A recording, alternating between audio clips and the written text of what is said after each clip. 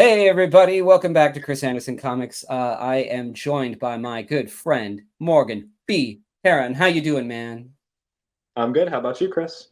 I'm good, man. We're gonna take a look at your books, Frankie, Boy Monster. I want to Yes, say it sir. like that because every damn person keeps saying Frankie Boy Monster. Yep. You needed His to name is call him, Frankie, and he is but a boy monster. yeah, It's not Frankie Boy. It's not. Yeah, no. His name is Frankie, and it just so happens he is a boy monster. That's that's yeah. right. We actually addressed that in issue 2, but yeah. Yeah. You um you've had an impressive start to your career. You're Yes, in yes. college right now, right? Yep. What Incoming year in sophomore. college? You're sophomore. Incoming sophomore. Incoming. Yep. Okay. Yeah. You went to Heroes Con last year. Met a Yes, sir. lot of cool people. One person that you met was Eli Schwab over at Cosmic Lion Productions. Saw your Yeah. work, said, I want to publish this book. Yeah. And Heroes Con is coming up again, like this coming week. Yep. And I have As, 2 issues as of published. yeah, as when this is out. Actually, it might be happening when the day that this comes out might be the first day of the show. And you've Oh, got cool. two Heck books yeah. out with them already. Like that's Yeah. crazy. Thank you. I appreciate it. You've It's got it's a been. really cool style. It is all your own. So let's just take a look at issue number 1 real quick. Mm-hmm. Yeah. Um, This I drew last summer after Heroes Con. So like the okay. portfolio I'd showed Eli was a different book entirely that I poured all like the nitty-gritty parts of me into, and I realized that's not the kind of artist I want to be.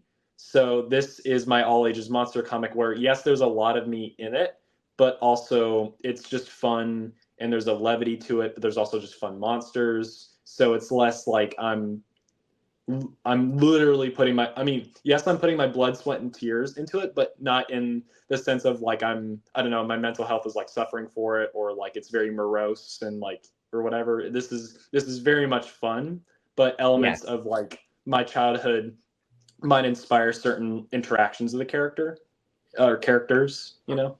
Right.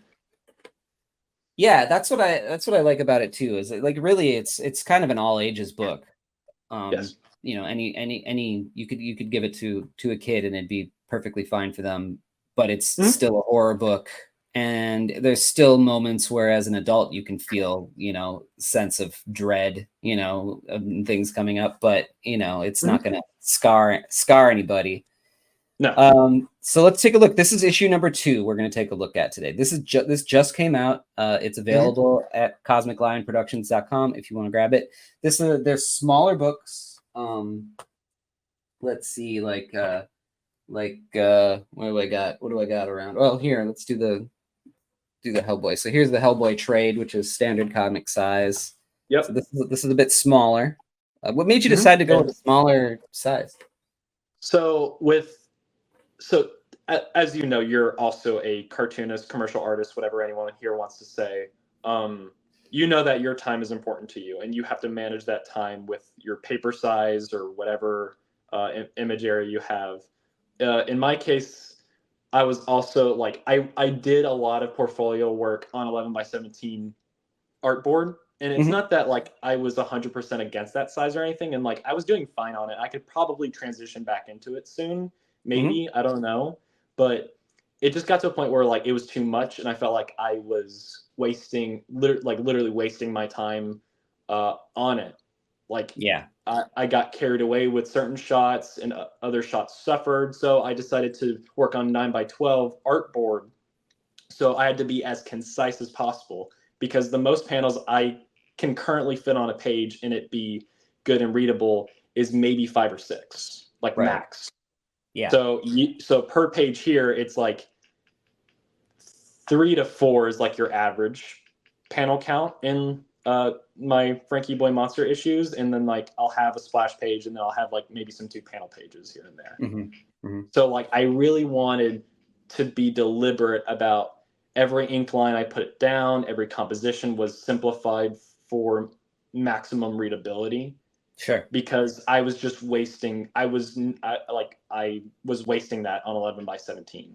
But that's Yeah. just me personally, Right. and it fit the 6:8 ratio, which I fell in love with because of Mighty Keen's work. So it just kind of worked out perfectly. And if I ever wanted to do a bigger size, I can go full 9:12, and that's larger than standard comic size. So Sure. so I'm keeping that in the back of my mind for someday. So Yeah. See, you're smarter than me because the book I'm doing right now is 18 being by drawn on 24. 19 by 24 and Oh, then going to dude. be shrunk down to this size. Uh, golly. I mean, Um, you also have been doing this longer than me. Like I said, I put these restrictions on myself because I am learning. yeah, no, that's a good thing. Yeah. I'm learning too. I'm Yeah. Yeah.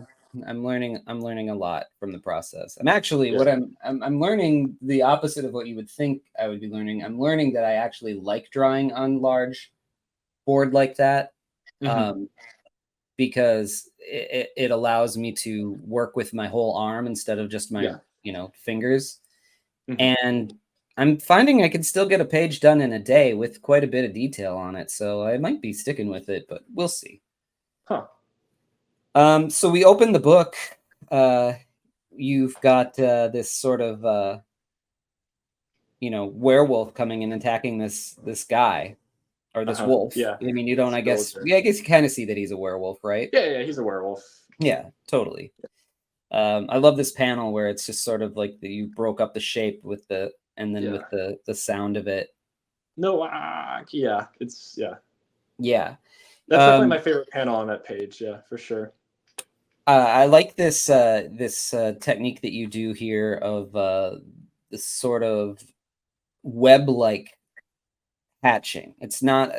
It's not a kind of hatching that you see all the time or anywhere really. It's pretty unique to you. Yeah, Um, they're definitely like my marks, and if you look closely, they're basically M's crossed into each other with other little swerves. okay, got you. And then you If you look just closely, increase the density of it in order for it to fade to black. and or I'll cross. Recently, I've been crossing in. So early on, it was with like these Kiritake brush pens. I'd cross back in, but now I'm actually getting to a point where it's starting to get pixely. So Hmm. I'm transitioning my values with my Tombow brush pens Oh, okay. into the black. So it's kind of like, obviously, like when I mean, you did you go to art school, or what did you do? I went to art school for a minute. Gotcha. I went to it wasn't art school. It was a regular college, but I only took basically art classes and the minimal like requirements that I had to do, and then I was like, I'm done.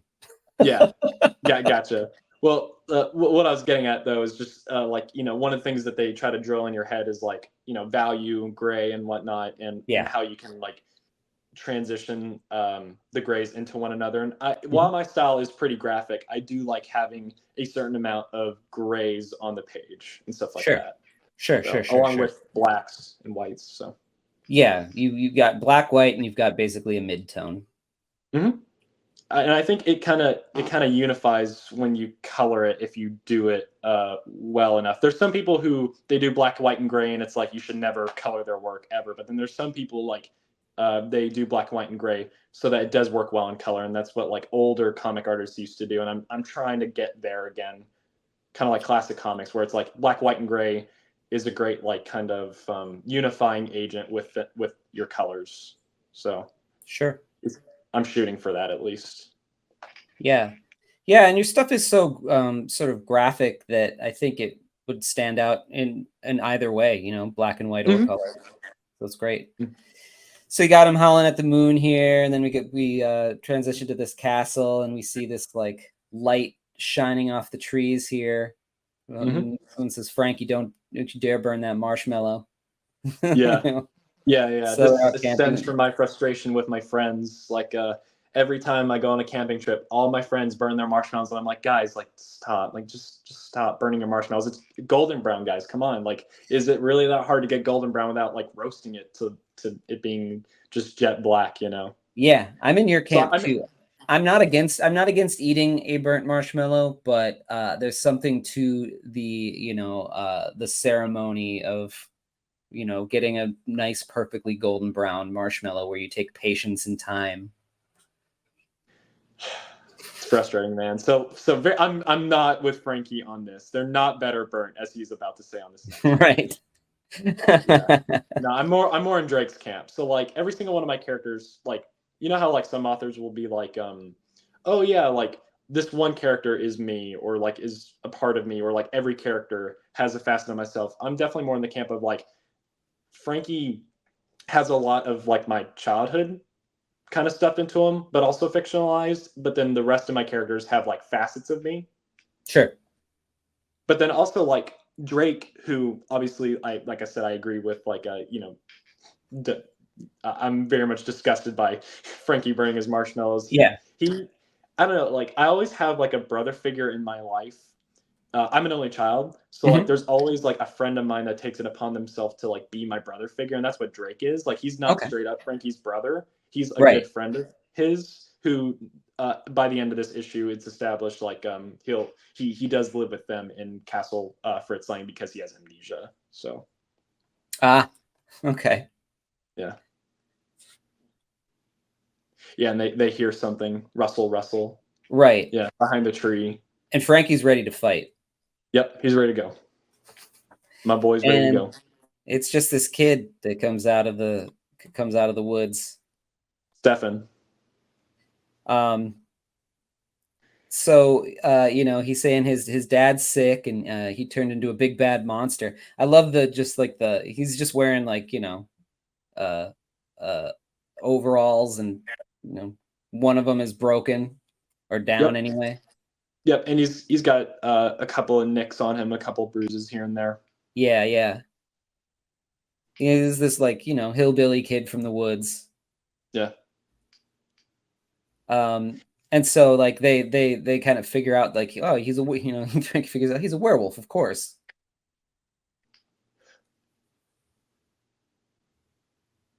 Yeah. Or well, yeah, the thing was like I didn't want to like tip my hand into saying that like Stefan is anything. So like he says that like his dad is the monster. So like they assume like his dad's the werewolf. Yeah. Right. Yeah. I love Yeah. this little version of him in the background. It's just sort of, a silhouette with some eyes. Yeah. Great lighting on him on here too. Yeah, thank you. I appreciate it. I still got my 10,000 hours practice to do, but yeah, I'm also pretty proud of it for sure. I love how he turns into the bat here, and is Lies going to away. go back to the castle to get the doctor, right? The professor. Was he doctor, professor? What do you Yeah, call him? Dr. Fritz Lang. Yeah, Dr. Fritz, yeah. yeah, yeah. And then Frankie is not happy with Drake at the moment for No, as telling him indicated to by sit the it out. red. Yeah. Yeah, yeah. And the lightning bolt, like there's always a lightning bolt that discharges from his head when he's emotional, and then like he'll occasionally spark on the side bolts, like he's yeah. Yeah, that's awesome. Yeah, and then he tells him that he's not the boss of me, or something to that effect. Right. To Stefan. Yeah. So Frankie just wants to go like headlong into situations, right? Yep, he's very brash. Unlike me, I that's yeah. yeah. I suppose being like, a pieced together corpse of a person, there's not much consequence for getting into scrapes, and you can just get a new arm. Yeah, yeah. And I mean, I think like he's definitely not immortal though. Like he will definitely like he'll have his fair share of getting tossed around in this issue especially. Yeah. So he takes him back to the home, and this wolf comes out of the woods Hmm. and is growling at them. He's like, "Stay Hmm. back!" And then Stefan kind of looks at the wolf, and the wolf He is backs freaked off. out, and runs Yeah. away. Guess they're all bark. Yeah, no bite at all. Yeah. So he leads him to the house, and he goes inside and he gets this twinkle in his eye. You see his reaction from Frankie. Hmm. The moon is coming out over the cloud. I like the way that you draw space and and the moon's not in the perfect circle. Everything's kind of Mhm. chunky. Yeah, I'm still trying to figure out my night skies, but I do like that effect. I Yeah, think I I do don't know. too. Well, yeah, my favorite panel. One of my favorite panels in this issue is as he's entering the cabin. Like I used white acrylic texture on the bricks up top, Oh and yeah. it's digitally colored. And I'm like my palette is very much that magenta and blue and then greens and yellows. So that panel Hmm. also really speaks to me. So yeah, I'm that panel is definitely one of my favorite in this issue. Yeah, that looks great. I'm a big fan of texture, as anybody Yeah. who's seen my work knows. Oh yeah. That's why I'm a fan of your work. And other reasons, of course. But yeah. Yeah, and then he steps into the house, and there's a man sitting, and it's assumed that it's his dad. Yep. So he yells, "Hey, Stefan's wolf dad, I've had it with you terrorizing the villagers, not to mention your own." And then we see he's just a skeleton. Yep. So yeah, Yeah, I it is love his this shot. dad, but here's the twist.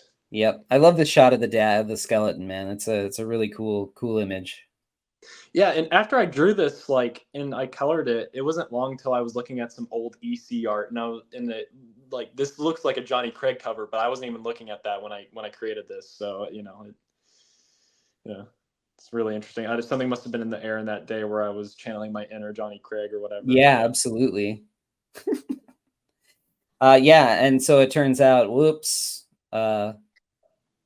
Stefan was the wolf the Yeah, whole because he time. said his dad's a monster, but he never said he was the wolf. Yeah, skeletons are monsters, right? Yeah. Well, more that his dad was horrible and abusive to him for being Yeah, different. So this story is very much a child abuse story. right, right. I Yeah. love the long tongue of the wolf here. Yeah, I'm really really proud of this splash. This is my first published splash page, and I've drawn some other splash pages for other portfolios and stuff like that. And it's just like I've gotten some tips on them, but I think this is definitely like one of the best I've ever drawn. But I made sure not to draw any in issue 1 of Frankie Boy Monster because I didn't want to abuse using the splash page. So I Right. think it works to good effect here in this issue. At least I hope. No, I think it works well. And then he basically nails Frankie here. Yep. But he's Yep. telling him his backstory here at the same time. The dad hurt him because he was born that way. So, they're fighting, and he's also like bearing his soul. Yeah, and every time Frankie gets hit, it's red, and then every time he hits the Stefan, it's yellow. Oh, So right on. yeah, that So was a you're deliberate using the color choice. as a storytelling device there. Yeah, which I'm trying to get better at. Yeah. So he's just kind of a little shit. He's dragged Frankie back here just so he could kill him. Yeah, or so that the wolf could kill him. Yeah. Yeah. So, any last words?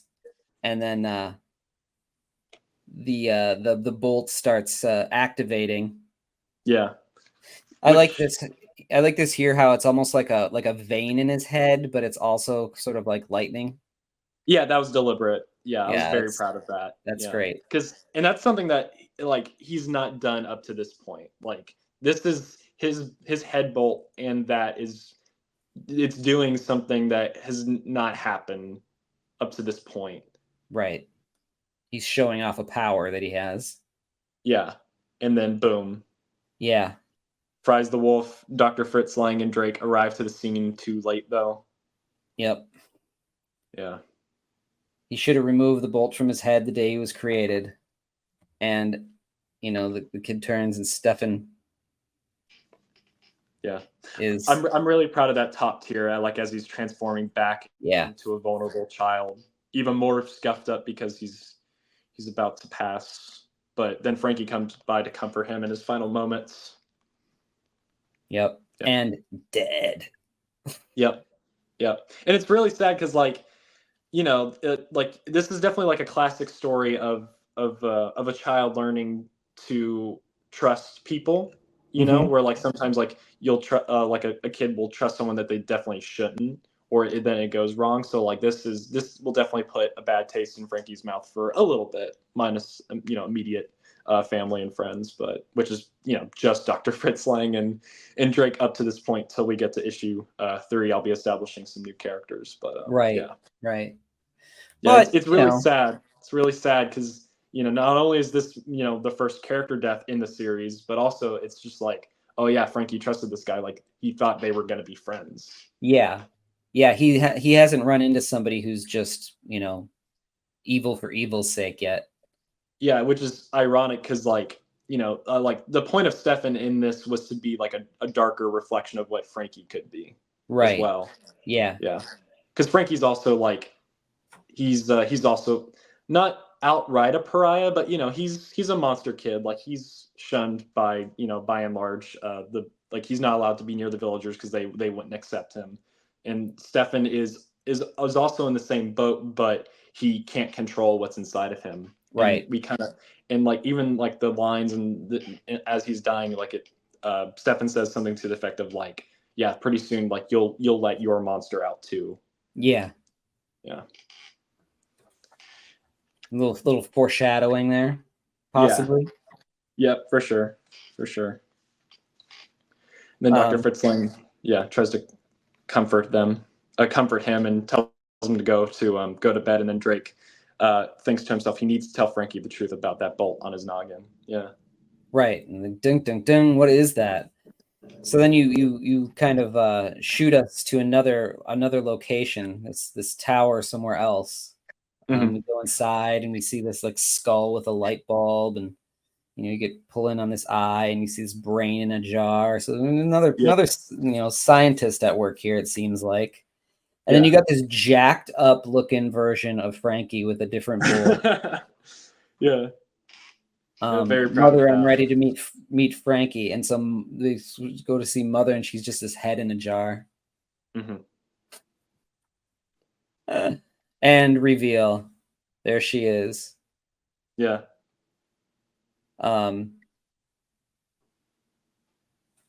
We need more. We need more information before your play date, right?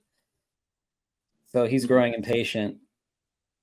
Yeah, this is very much like a teaser for the main storyline of Frankie Boy Monster. So all will be revealed soon. So this is All will sort be of your revealed B soon. story, as each issue has its A story that you go through, and then the B story is sort of interconnected, going to be interconnected between all the issues. Yes, till I've planned out when they're gonna have their confrontation. I can definitely say it'll be issue 5 for sure. Gotcha. Yeah. And then you end the story there. But wait, there's more. Yep. I mean, the first issue had 3 short stories. So from every issue going forward, it will either be a main feature followed up by a short story, or it'll be just another collection of short stories. Like I think after issue 3 is also going to be again a 26-page main feature followed up by a short story, and issue 4 will be a collection of shorts like issue 1. Oh, cool. So, yeah. So you got what's his name here? Drake. Yeah. Yeah, He's Drake. yeah Drake. he's yeah he's the grunge vampire who's in his 20s, who hangs out with Frankie and tries to be a good influence on him, but he probably is sometimes. He's probably not, but Well, yeah. he's only human, or inhuman, as it were. Vampire after all. Yeah. Yeah. So he's sitting here and he's getting zapped, and he says, turn it off, it's not working. And so you go to the doctor here, and that voltage to my thick old noggin, he's like, it's and nothing, zilch, none of my memories have returned. I don't even know my own age or how I got here. All I can remember is how to play this stupid guitar. But why? Yeah. This establishes his amnesia, which it'll be revealed how he got his amnesia and where he comes from soon. I have a project in the works that will reveal that for sure. Cool. Yeah. Yeah, and I really like that third panel on the page where he's playing his guitar. It's a callback to like Bela Lugosi and like Dracula. Yes. But obviously it's pure value in that movie. So in this, I did a colored version of Sure. of that stare. Yeah, that's a great classic horror or suspense thing where they just shine lights in people's eyes. That Yeah, had to be it's something real I'm fun to definitely keeping in film. my. Yeah, it's definitely something I'm keeping in my back pocket for certain moments. Oh yeah, for sure. And And then, then Frankie tries to comfort Amir by saying, "Hey, maybe it's a gift, yeah, just like you've been a gift to us." Aw. yeah, because like up to this point, Frankie's kind of been like a little hellion, and he's been very rambunctious and stuff like that. So like this is like him being being a sweetie. He's Yeah, multifaceted. He's there's more to him than just fighting or whatever, or just being a kid who doesn't listen. Like he does have a sweetness to him yeah. So they're when forming it's their called like for. chosen family kind of here too. Yeah, that's a big theme. It seems to be in my works. Like everything I've tried to write has some of that in it. Yeah. Yeah. All right. And then that's the end of issue 2. You got some pinup galleries here, which are cool. Yeah, very very proud of this gallery. Ethan Waronko. I actually have the Mhm. original. It's it's to the right of me to my bed, so right before bed I get to look at it, and it doesn't creep me out. I'm like it makes me happy every time I go to bed and I see the big, like, because like in the original, like this is like ink and ink wash, and Mhm. like that claw is pure white with like gray surrounding it, so Mhm. it's just beautiful to look at in black and white, but it's phenomenal in color as well. Nice. Yeah. And then you got Michael Fitzgerald Troy here. Yeah, he's very much he really likes my work. It's yeah. That's And really cool. I really yeah, and this pinup is really amazing. Like I don't know how many people like, cuz like when everyone's drawn Frankie, there's been a lot of, and I'm getting the issue 3 gallery, and people are showing me like their work in progress and stuff like that. Mhm. Not a lot of people lean into like the bolt in his head, or like, that plug on the issue 1 cover. Mhm. So it's pretty cool to see him do that. Yeah, yeah, totally. Yeah. I like the way it's kind of coming towards the reader too. And I don't know if he meant to do this, but it's also a triangular composition, which I'm known to like. You got Tony McMillan. Yeah. Oh my gosh, he was so great to meet at IC3. He was very encouraging. It was good to talk to. I got to talk to him about like how I wanted to develop my story and stuff. And apparently, he liked issue 1 of Frankie, and his daughter loved it too. And so apparently, Tony's daughter is also a fan of Frankie. Which every time like someone tells me that their kid enjoys like my comics, that makes me happy, because like my Yeah. book is meant to be all ages. Like I think adults can. I mean, a lot more adults have been picking up my comics than than than kids at like conventions. But Right. usually those adults also let their kids read the comic. So Yeah, yeah, anytime yeah. like someone tells me their kid has enjoyed it, or I meet a kid that's like that has read Frankie and has enjoyed it, like it makes me extremely proud, That's extremely awesome, happy. man. Yeah. You got some And then Mighty Mighty Queen Queen. here. That original is right in front of me. It's right in front of me while I draw, and I have a couple of others. I actually have a Tony McMillan up over here, along with a piece by Rick Lopez, and another Ethan Ronco piece as well. Nice. Yeah. Do you have this original? That Tony McMillan, or you have a different one? Oh no, I don't have the Frankie one. He sent me an Attaboy drawing when I ordered Lumen, and Oh, Lumen's cool. very very good. I can't Yeah, yeah, it recommend it is. in Attaboy enough. And I actually just got this one by Aaron Zen yesterday. It's yeah, it's great. That's cool. Yeah, he drew it on marker paper, which feels different than Bristol, and it has me really curious about it, how well it can handle ink. It can handle ink pretty well.